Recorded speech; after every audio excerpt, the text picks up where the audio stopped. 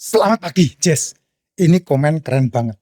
Beneran. Kamu kudu membaca komen ini dan kamu kudu dengerin VT saya yang di komen ini. Harus. Itu perintah. Harus nurut. Karena kalau kamu tidak mengklik komennya beliau, Pak Kris ini, ya nanti ada di sini ya. Kamu klik dan kemudian kamu akan dengerin komen itu. Kamu gagal paham pasti. Ini keren banget nih, liatin. Dari Pak Kris 251271. Thanks balasan video konfirmasinya. Saya merasa dapat jalan keluar dari Tuhan lewat Pak Jess. Terima kasih Pak.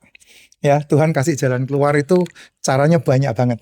Bahkan kalau kita melihat Alkitab, itu Bileam dijagain Tuhan melalui keledai. Itu luar biasa itu ya, keledai. Keledai bisa berbicara dan kemudian Bileam terselamatkan dari dosa yang sangat besar. Demikian juga tentang nabi-nabi yang dipelihara sama burung gagak. Bahkan nabi-nabi dipelihara sama janda-janda. Oh, itu cara Tuhan bekerja dengan luar biasa. Nah, ini Pak Kris ini melalui VT-VT saya ini, melalui video-video saya. Ya, ini jelas banget ini. Jalan keluar dari Tuhan lewat Pak Jess. Dikatakan sudah 5 tahun saya divonis 3B ginjal EGFR selalu turun dan tidak ketemu bla bla bla bla bla. Nanti tak tunjukin itunya, screenshot keseluruhan ini. Jess, saya ditanya sama beliau, Pak, bagaimana proses tidak makan 16 jam? Apakah harus dari malam ke siang? Apakah harus dari malam ke pagi? Dikatakan seperti itu sebelumnya. Ya, saya bilang tergantung. Kalau seandainya itu bisa diterapkan di tempat di jam-jam tertentu, silakan aja. Kalau kamu menjalankan ibadah puasa Ramadan dari jam 3 pagi kamu tidak makan sampai jam 6 sore, itu juga 16 jam. Ya, itu juga 16 jam. Kalau kamu dari jam 12 siang sampai subuh, ya itu juga 16 jam. Bisa diatur seperti apapun. Nah, pertanyaannya, kenapa Pak Jess menyarankan stop makan jam 6 sore dan mulai tidak makan di jam 7 malam sampai jam 12 siang. 16 jamnya itu jam 10, 17 itu jam 11, 18 jamnya itu jam 12 siang. Itu proses yang saya sampaikan. Ya, karena apa? Karena saya menghitung dari segala penjuru, ya. Bukan hanya sekedar 16 jam seperti yang teman-teman selalu tanyakan ke saya, Pak IF 16 jam, jendela makan saya 8 jam, Pak IF. Enggak, saya tidak tahu IF. Apa yang saya sampaikan bukan IF. Yang saya sampaikan bukan IF. IF itu kamu tidak makan 16 jam, boleh minum. Yang diminum adalah teh, air putih, kopi. Itu IF yang boleh diminum itu. Nah, selama 16 jam kamu tidak makan, 8 jam jendela makanmu, kamu bebas makan. Tapi kalau yang saya ajarkan tidak seperti itu. Itu sebabnya pola yang saya ajarkan itu khusus buat kamu yang bermasalah dengan metabolik, buat kamu yang sudah bermasalah dengan degeneratif, buat kamu yang bermasalah dengan komplikasi. Gitu. Beda banget kalau IF untuk orang-orang biasa, monggo aja silahkan. Ya silahkan, kalau kamu tidak punya masalah metabolik silahkan aja. Ikut-ikutan cara mereka, monggo silahkan. Tapi kalau kamu mau memberikan dampak kepada pemulihan, keajaiban, ya mujizat, ya itu caranya. Seperti yang saya sampaikan. Kamu tidak makan selama 18 jam, dan ketika jam makanmu yang dimakan adalah telur, ikan, daging, seafood. Jam 11 makan telur atau jam 12 makan telur, dari jam 1 siang sampai jam 6 sore makanannya telur, ikan, daging, seafood. Dan di masa apapun silahkan.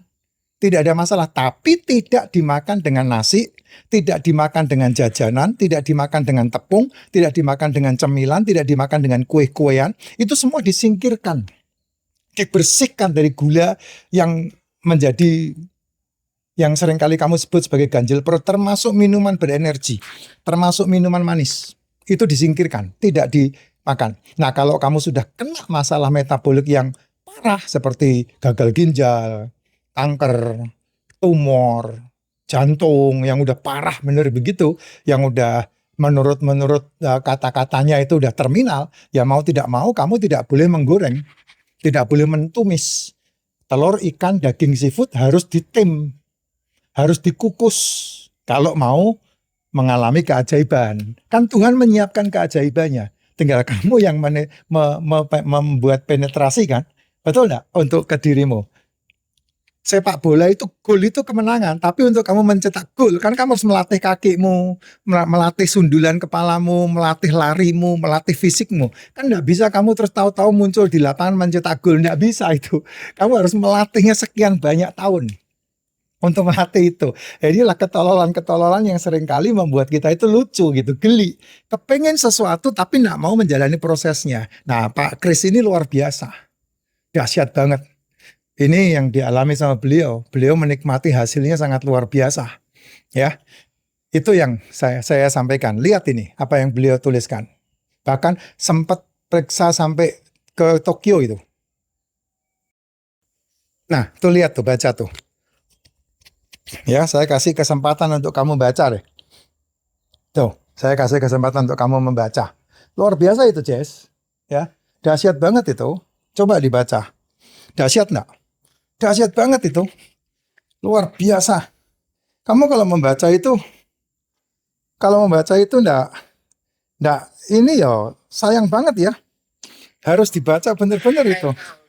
Kenapa? Karena itu inti dari yang saya sampaikan itu ada di situ semua. Dan itu Pak Kris mengikutinya. Pak Kris mempraktekannya. Gitu. Jadi itu dahsyat banget itu. Dahsyat sekali loh. Dahsyat sekali. Dahsyat sekali. Gitu. Bentar, saya carikan supaya saya bisa baca nih. Karena saya belum copy masalahnya nih. Bentar ya. Nah, kamu lihat di situ itu, kamu bisa membaca komennya Pak siapa itu? Komennya Pak Kris itu luar biasa itu Pak. Kamu kalau ndak bisa melihat itu ya sayang banget Pak. Karena waduh itu dahsyat banget itu. Beneran itu dahsyat banget. Dahsyat banget itu. Ya, coba baca. Beneran baca itu. Nanti kamu bisa mendapatkannya. Thanks balasan video konfirmasinya. Saya merasa dapat jalan keluar dari Tuhan lewat Pak Jess. Sudah 5 tahun saya divonis 3B ginjal EGFR. Selalu turun dan tidak ketemu penyebabnya karena gula dan tekanan darah normal. Tiap tahun EGFR turun 2-4 sehingga kalau dihitung 10 tahun ke depan harus mulai cuci darah. Ngeri kan? Ya, saya berobat ke spesialis ginjal di Tokyo, juga di Tokyo University Hospital, juga di Showa University Hospital Tokyo belum dapat solusi untuk buat EGFR stabil. Jadi cuma dianjurkan makan, kurangi garam. Secara kebetulan lihat VT Pak Jess, saya praktek solusi 16 jam. 1 minggu terus tes darah ternyata EGFR naik 3 dan kreatinin turun 0,8. Saya merasa dapat mujizat dari Tuhan lewat perantara Pak Jess. Sekarang saya optimis. Tuh, Jess. Optimis pasti tidak akan cuci. Amin, Pak. Betul, Pak. Ya. Dalam kurun 10 tahun ke depan sesuai prediksi menurut pengalaman 5 tahun yang sudah saya jalani. Jos nggak? Ini kan saya yang bacanya nggak bisa ini. Terhalang kotak tulisan komen itu. Nah, nanti saya akan hilangkan kotak tulisan ini. Kamu bisa baca dengan leluasa. Apa yang membuat tubuh merubah metaboliknya? Apa yang membuat tubuh memperbaiki metaboliknya? Jawabannya cuma satu. Kamu membiarkan tubuhmu puasa. Bukan puasa, tidak makan, tidak diasupin makanan. Nah, kalau kamu melihat komennya beliau sebelumnya, itu saya udah buatin VT-nya. Dengan kamu tidak makan 16 jam, itu kekuatan selmu pulih dengan sendirinya. Kenapa? Karena selmu memakan asam amino dari sel yang rusak di tubuhmu. Tapi kalau kamu makan mulu, cuma dikurangi garam, ya susah, nggak bisa Pak. Ya, yang membuat sel-selmu yang rusak itu bertumbuh, beranak pinak dan berkembang itu kan makanan yang disebut gula. Yang kamu seringkali bilang ganjel perut itu. Jajanan, cemilan, cepul, ceblas itu. Nah, itu harus dihilangkan itu. Sehingga selmu memakan yang ada di dalamnya. Jadi sisanya dihabiskan sama dia. Yang disebut sebagai cadangan energi itu. Gitu loh Jess. Ini sudah saya jawab di video ini. Kamu klik komennya, nanti kamu pelajari videonya. Terima kasih Pak.